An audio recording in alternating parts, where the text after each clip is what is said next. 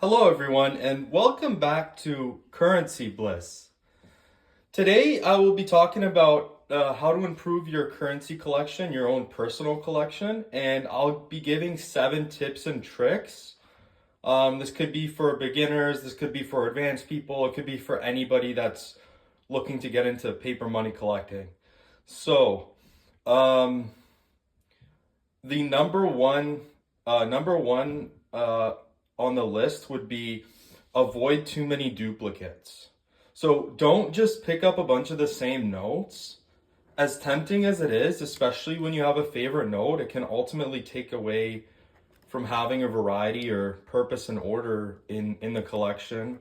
Like, because it's just, it takes away from, like type series collections and stuff like that, which can be really detrimental to beginners because it's just like they have like a bunch of the same note and it's like there's no uniqueness in their collection. That's kind of what I was getting at with this point. Yeah, so not buying an excess amount of copies could make filling notes for a series type collection easier.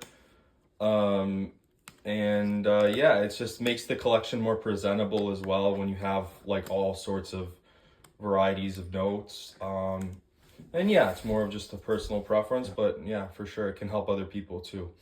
And number 2, simple but qualitative purchases. Oftentimes, I ensure that my notes meet qualitative standards in terms of condition. Usually avoid buying anything under a very fine anymore. I used to. I mean, there is some like crappy notes in my collection. Um, and I rarely dip below 20 anymore in terms of the number in condition. Um, and I like my notes to be neat and tidy, and I don't want to regret buying them later on.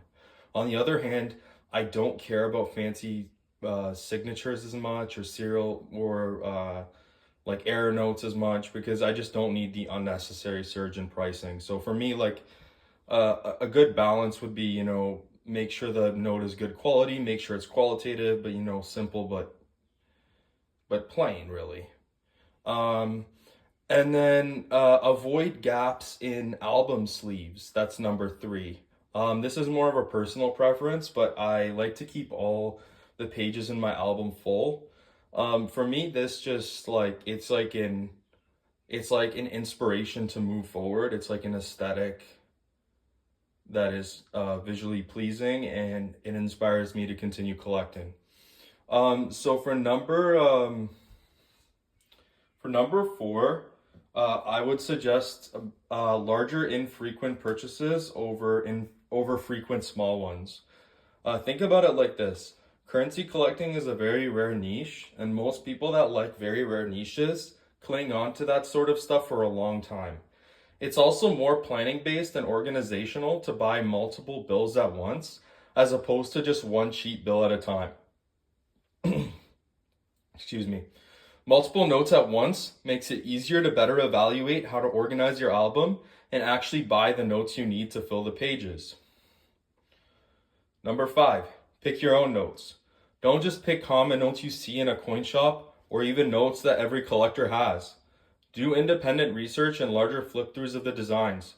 Knowing interesting stories behind the notes can allow for lively engagement with other people surrounding the topic of your collection, and it can give you the opportunity to know what you want to collect. Number 6, don't always go for the number 1 note on your wish list. While it's tempting to go straight for the most coveted note on your wish list, there's no real value in exploring the layers beneath it. Often the notes ranked just a little lower can offer a deeper, more rewarding experience, and you might be able to pick up several of them for the price of the note that's number 1 on your list. The approach of buying cheaper items that are still on your wish list not only fills out your collection faster, it also helps you discover overlooked gems that add depth, story, and variety to your journey. Number 7, now we're on to the last one. Learn to step back and breathe. That one can be hard. Collecting can be thrilling, but it can also become a cycle of impulse buys if you're not careful. The best collections are built with intention, not urgency. Take time away from buying, reflect on your collection's direction, and allow your passion to breathe. Breaks can help reset your focus, spark new inspiration, and prevent burnout, making your return to the hobby even more rejuvenating. Thank you for taking the time to listen to this video, and I wish everyone a great day. Bye now.